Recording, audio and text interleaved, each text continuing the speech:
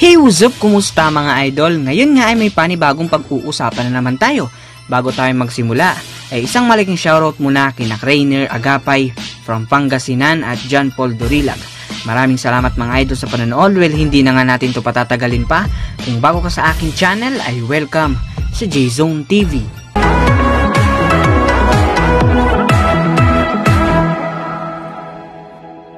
Ngayon nga ay buo na ang 8 teams na maglalaban-laban upang maging bagong hari ng NBA Eastern Conference. Ngunit sa 8 team na ito ay isa lang nga ang hihiranging bagong hari ng Eastern Conference at may pagkakataong makamit ang championship trophy.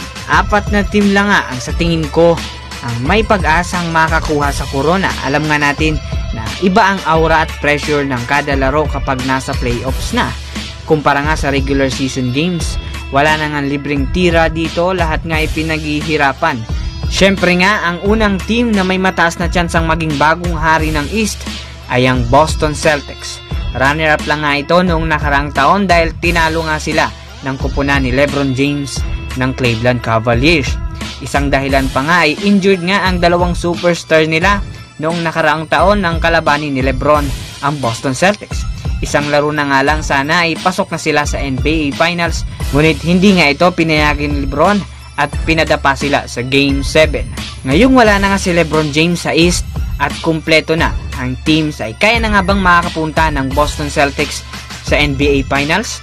Makikita nga natin yan mga idol sa mga susunod. Sumunod nga na inaasahan rin nating maging bagong hari ng East ay ang Toronto Raptors na may bagong superstars na sina Kawhi Leonard at Marc Gasol. Ngunit wala rin nga sa kanila si DeMar DeRozan. Sinwep nga ito ni LeBron James sa playoffs noong nakaraang taon, kaya binago na nito ang mga players at pati na rin ang coaching staff. Itinrid nga nito ang superstar nilang si DeMar DeRozan sa San Antonio upang makuha si Kawhi Leonard. Nakuha rin nga nila si Marc Gasol na ipinalit kay Valanciunas. Ngunit hindi nga natin inaasahan na matatalo ang Toronto Raptors sa kanilang Game 1 kontra Orlando Magic kanina lang. Ngunit paalala lang mga idol, Game 1 pa lang nga ito at pwede pa silang makapag-adjust sa mga susunod.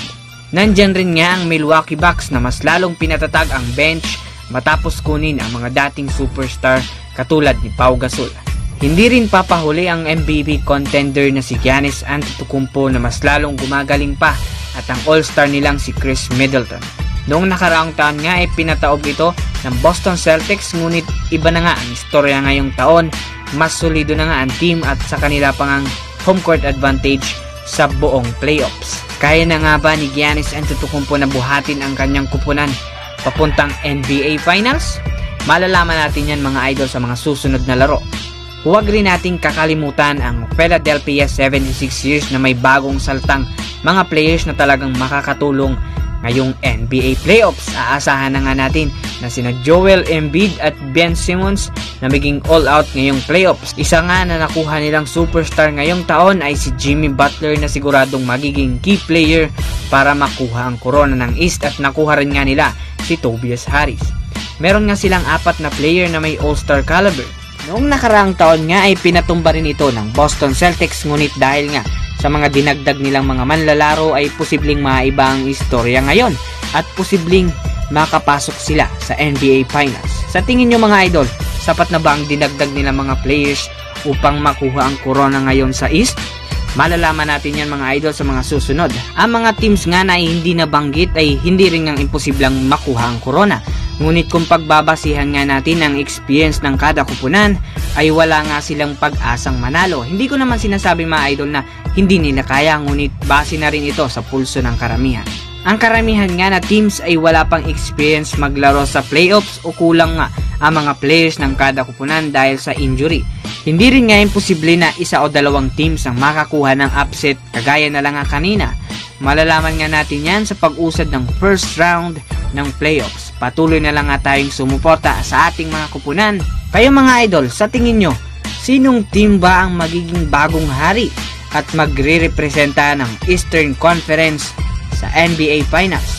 I-comment lamang yan sa baba at babasahin natin yan isa-isa. So yun nga ang video natin ngayon mga idol. I-like and subscribe nyo na yan bilang regalo nyo na rin sa akin dahil birthday ko ngayon. So yun, maraming Maraming salamat mga idol. Again, this is J-Zone TV. So yun, thank you mga idol.